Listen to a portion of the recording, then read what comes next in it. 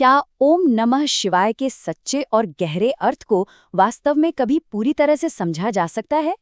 नमस्ते और स्वागत है आज की इस चर्चा में। आज हम एक बहुत ही पवित्र और गहरे विषय पर बात करने वाले हैं। ओम नमः शिवाय के दिव्य सार को डिकोड करना। एक शांत दिमाग के साथ बैठिए और चलिए इस प्राचीन रहस्य की गहराइयों में एक साथ उतरते हैं। अब आप सोच रहे होंगे कि ये तो बहुत ही आम मंत्र है, हम सब ने इसे रोज सुना है। लेकिन क्या वास्तव में इसका अर्थ हम समझते हैं या बस इसे बरसों से बिना सोचे दोहराते आ रहे हैं? तो चलिए आज इस धारणा को तोड़ते हैं और गहराई में उतरते हैं। तो सबसे पहले बात करते हैं भाग 1 की। इस मंत्र का रहस्य आखिर है क्या? देखिए, ओम नमः शिवाय की जड़ें हमारे प्राचीन हिंदू धर्म और भारतीय आध्यात्मिक परंपराओं में बहुत गहराई तक फैली हुई हैं। ये सिर्फ कोई आम सा वाक्य नहीं है, सदियों से हमारे ऋषियों और साधकों ने इसका जाप किया है। इसी मंत्र ने भारतीय दर्शन की पूरी नींव को आकार दिया है। मतलब ये अपने आप में एक पूरी आध्यात्मिक विरासत समेटे हुए है। अब आते हैं भाग 2 पर, एक साधारण अनुवाद से परे जाकर इसका गहरा अर्थ समझना। यहाँ एक बड़ा ही दिलचस्प सवाल खड़ा होता है। बिना सोचे समझे दोहराना बनाम गहरी आध्यात्मिक समझ। इसे ऐसे समझिए, मान लीजिए आप किसी विदेशी भाषा का कोई वाक्य बिना उसका मतलब जाने बार बार बोल रहे हैं। क्या उसका आपके भीतर कोई गहरा असर होगा? बिल्कुल नहीं, राइट? बिल्कुल उसी तरह जब तक हम इस मंत्र के पीछे के असली अर्थ को महसूस नहीं करते, ये सिर्फ शब्दों का एक आवरण ही रहेगा।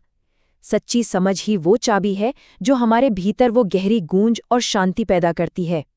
तो चलिए एक गाइड की तरह मैं आपको भाग 3 की ओर ले चलता हूँ, जहाँ हम इन दिव्य शब्दों का विश्लेषण करेंगे और इनके अर्थ को डिकोड करेंगे। शुरुआत करते हैं पहले और सबसे शक्तिशाली शब्द से, ओम।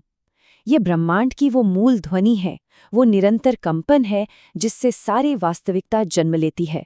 आपको जानकर हैरानी होगी कि आधुनिक विज्ञान भी मानता है कि इन ध्वनि तरंगों का हमारे तंत्रिका तंत्र यानी नर्वस सिस्टम पर एक बहुत ही गहरा शांत प्रभाव पड़ता है। जब आप ओम का उच्चारण करते हैं तो इसके वाइब्रेशंस सचमुच हमारे मस्तिष्क की तरंगों को धीमा कर देते हैं और हमें ब्रह्मांड की उस निरंतर गुंजन के साथ सीधे जोड़ देते हैं। इसके बाद आगे बढ़ते हैं अगले शब्द पर, नमः। इसका सीधा सा अर्थ है झुकना, पूर्ण समर्पण करना और अपने अहंकार को त्याग देना। ध्यान में एक बहुत ही मूल नियम है, जब तक हम अपने भीतर के मैं या अपने ईगो को एक तरफ नहीं रखते, तब तक हम कुछ भी नया और शुद्ध ग्रहण नहीं कर सकते। नमः हमें यही सिखाता है कि कैसे हमारा दृष्टिकोण घमंड से हटकर एक गहरी विनम्रता की ओर मुड़ जाता है। और तीसरा शब्द है शिवाय। ये हमारे ही भीतर के स्वरूप, उस दिव्य सार को दर्शाता है जो परम सत्य और शुभता का प्रतीक है। देखिए, शिवाय कोई ऐसी चीज नहीं है जिसे आपको बाहर दुनिया में खोजना है, बल्कि ये हमारे ही भीतर मौजूद उस पवित्रता का अक्स है। ये शब्द हमें बाहर भटकने के बजाय अपने ही भीतर झांकने के लिए प्रेरित करता है। अब हम अपने विश्लेषण के भाग 4 पर पहुंच गए हैं, सच्ची आंतरिक शांति और आत्म साक्षात्कार को कैसे प्राप्त करें। और ये बहुत ही खूबसूरती से दर्शाता है कि कैसे ये 3 चरण मिलकर आत्म साक्षात्कार का एक स्पष्ट मार्ग बनाते हैं। चरण 1, ओम के जरिए उस सार्वभौमिक शक्ति को स्वीकारना। चरण 2, नमः के माध्यम से अपने अहंकार को पूरी तरह समर्पित कर देना। और चरण 3, शिवाय के जरिए अपने भीतर के दिव्य स्वरूप से जुड़ जाना। जो लोग भी अपने घर पर रोजाना ध्यान का अभ्यास शुरू करना चाहते हैं, उनके लिए यह एक बहुत ही सरल और सटीक मार्गदर्शिका है। इस मंत्र की परिवर्तनकारी शक्ति सच में बहुत ही गहरी है।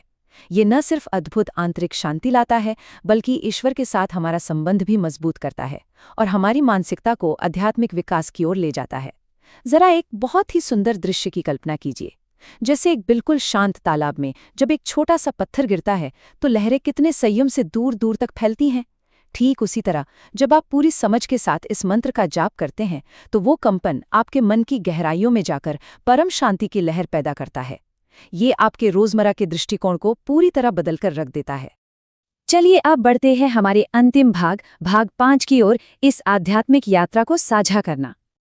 अब यहाँ एक बहुत ही विचारणीय सवाल उठता है।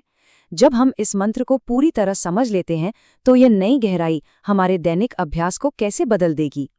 मेरा सुझाव है कि अपने आध्यात्मिक विकास को ट्रैक करने के लिए एक मेडिटेशन जर्नल या एक साप्ताहिक प्रगति ट्रैकर जरूर बनाएं। हर दिन जप के बाद आप जो भी भावनात्मक बदलाव महसूस करते हैं, उन्हें उस जर्नल में नोट करें। आप खुद हैरानी से देखेंगे कि कैसे आपके भीतर शांति का स्तर धीरे धीरे बढ़ रहा है। इसी के साथ आज की ये चर्चा यहीं समाप्त होती है। मैं चाहूंगा कि आप अपने व्यक्तिगत शब्द के अनुभव नीचे कमेंट्स में ज़रूर साझा करें, ताकि हम सब जान सकें कि इस मंत्र ने आपके जीवन को कैसे छुआ है। आध्यात्मिक विषयों पर ऐसे ही और गहरे विश्लेषणों के लिए हमारी कम्युनिटी से जुड़ना ना भूलें। इस शांत और ज्ञानपूर्ण यात्रा का हिस्सा बनने के लिए आपका बहुत बहुत धन्यवाद।